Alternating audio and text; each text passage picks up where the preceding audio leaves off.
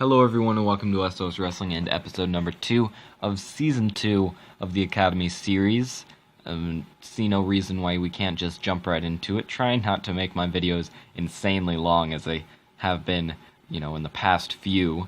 So yeah, we'll just jump right into it. Wrestler of the Year is Tetsuya Naito. Company is New Japan. We'll probably be becoming accustomed to seeing that. Team of the Year is Kenny Omega and Nick Jackson. Match of the Year is Cody defeating Kazuchika Okada by DQ at New Japan Pro Wrestling, which happened in August. Show of the Year was WWE's Hell in a Cell, surprisingly. Young Wrestler is Dragon Lee 2. Veteran is Tomohiro Ishii. Female is Davina Rose, also known as Bailey. Most Improved is AAA. Independent is Masquerita Dorada. Manager Paul Heyman. Announcer Tanzan Inahara. Color commentator is Leobardo Magadan. Probably butchered that, but moving on. Referee is Charles Robinson. So, obviously we didn't win any awards. Wasn't expecting us to. I think best case scenario for this early series is someone may win the Young Wrestler of the Year, but that's a big maybe because there are a lot of really good talents starting off who are under the age of 24. Dragon Lee's probably going to win it a couple more times. So yeah, that's probably the best case scenario, but we'll see what happens. And as far as the news goes, nothing major. Tiger Dream, Jacob Wolf, French Sensation,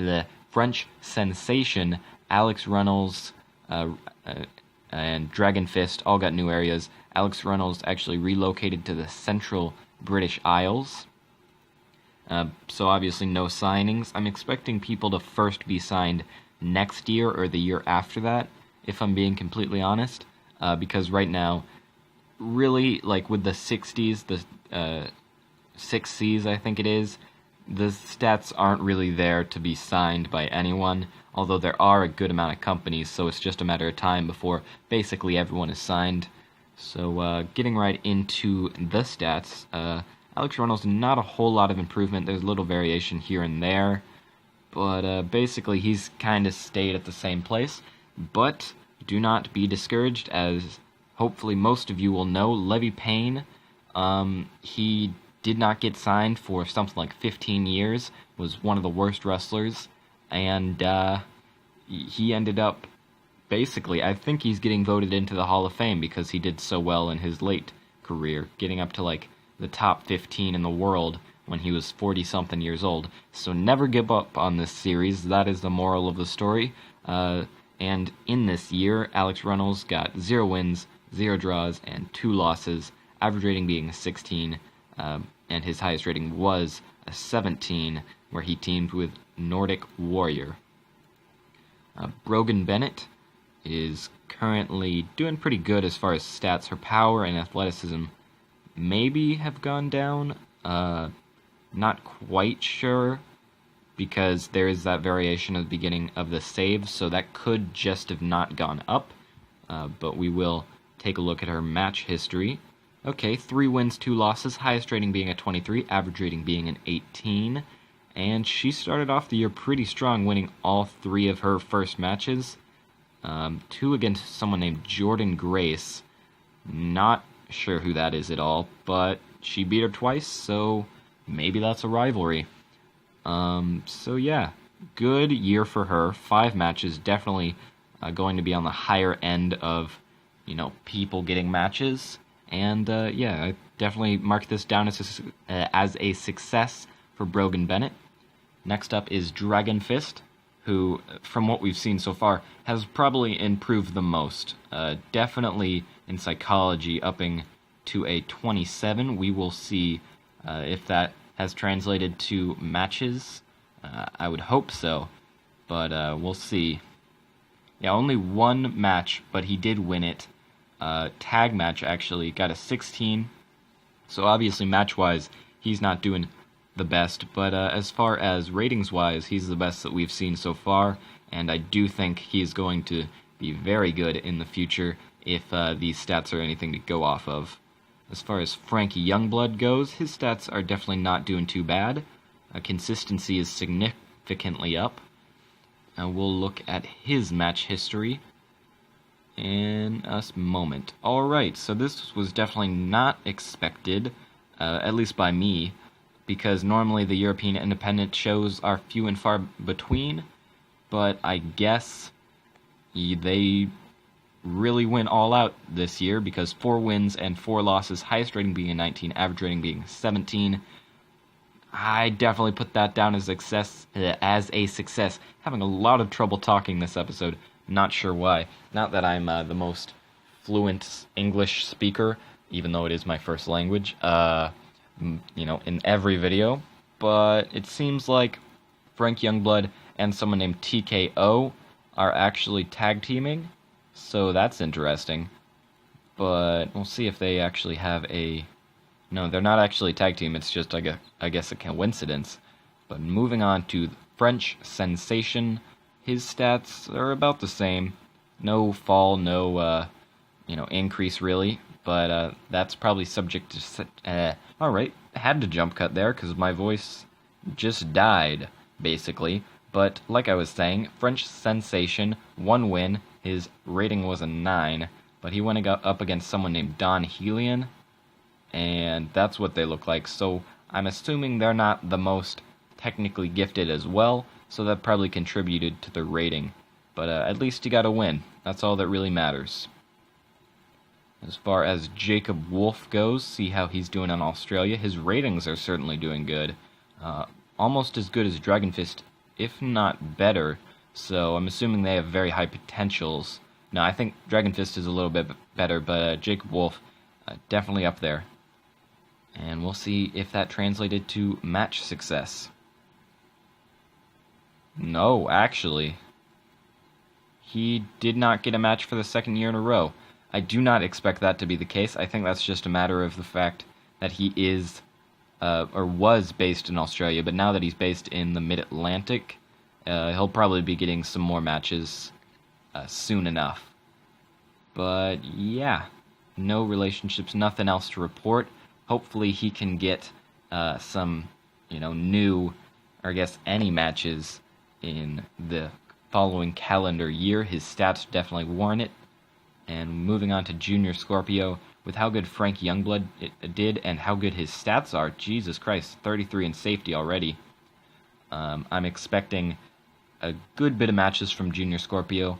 Maybe even he'll be one of the first people to be signed. We will see. Although he is currently... Oh, yes. Okay. 4 wins, 1 draw, 4 losses. Highest rating 23, average rating 17. Wow. That's all I gotta say here. He had quite a few matches, and winning, half of them. So I think that's a pretty successful year there. Can't complain about this at all, I don't think. I guess the European independents are doing a lot better than we all thought they were, at least me. So good on anyone who decided to put their guys in Europe, I guess. As far as Sam Barron goes, his stats are doing pretty good too. So far, almost everyone is doing real well in the stats. Of course, it all is all random, so that's just luck of the draw, really. But even if you don't have the stats, like I said before, there's a good chance that you're going to have at least some success at some level in professional wrestling in this series. So 1 win, he got a 19, and did he team with Sin Bodhi? Yes, he did. Interesting tag team, Sin Bodhi and Sam Barron. Don't know if I could see it, but I guess, if it gets the win, it gets the win. Next up is Tiger Dream, who actually seems to have gone down in stats. But once again, that did happen with Levy Payne, and I think Isabella, who ended up being one of the most decorated athletes we had as far as title reigns go. So we'll definitely keep your eye on Tiger Dream. Hopefully she got a match. That might be contributing to the stats if she didn't. Yeah, that's probably not helping out her stats, the fact that she's not getting any matches. But hopefully she'll get some independent matches next year. If not, to the person who created them. There was a guy named Jay Skies, took a couple episodes, quite a few actually, he didn't have any matches, but he actually started to put on some really good matches, got signed to Progress, and I think was a tag team champion there. So there's definitely a good chance that Tiger Dream will turn into something. Next up is Two-Face, who is also doing very well in the stats, getting up to a 66 in psychology, and 65, I guess that was already there, 63 toughness, 65 stamina, doing pretty good. We will look at his matches, see how it's looking out, or turning out, I guess. Yeah, okay, 2 wins, 3 losses, highest rating 19, average rating 17, and he was on a cancer, a cancer charity show, I guess, would be what it's called. Was he on one last year? Yeah, so he got, I guess, re-invited to that Fighting Back Wrestling with Cancer show, so that's interesting, and definitely one to keep your eye on. Two-Face. Alright, Walter Wall, doing very well in stats. Safety 68, psychology 66, he's doing real well. So I think this might be a much more promising batch of athletes than our last. Just as far as stats go, I don't know how well they'll do in terms of titles and contracts, but as far as stats go, these guys are progressing pretty darn fast. Walter Wall's matches, see if he did get any, and yes, 4 wins and 2 losses, highest rating 28, average rating 22, so he is the most, I guess, technically skilled at this point as far as his match ratings go. That's what it tells me. And the fact that he's winning most of his matches at this point is definitely a good thing. I guess Walter Wall, if I had to say who had the best year, this might just be because he's fresh in my memory, but I think Walter Wall might have gotten it. His matches were the best, his stats are definitely not far behind, and I would give him a Sophomore of the Year award, I guess it would be. But yeah, that's really going to end off that portion of the video. But one thing I do like to look at least early in the series, is what titles are looking at in major companies, especially since we're kind of short on time. And Tommaso Ciampa, Cruiserweight Champion, Kane, Intercontinental, Connor and Victor, the Ascension, Raw Tag Team. Women's is Eva Marie, makes sense. SmackDown is Kofi and Xavier.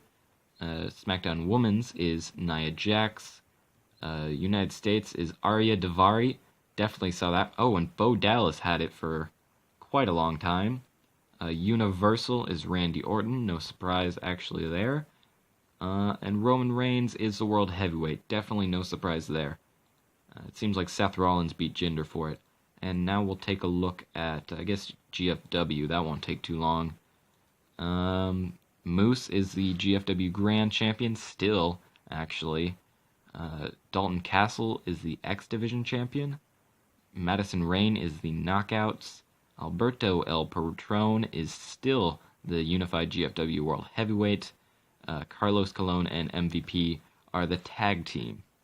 So interesting title, mix up there.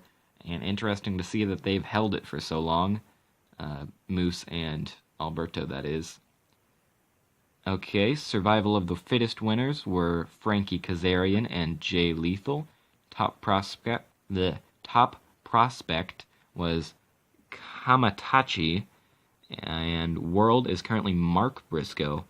World's sixth man is Dalton Castle, Stokely Hathaway, and Michael Elgin. World Tag Team are the Young Bucks, and World Television is Nick Jackson. So definitely interesting as far as titles go.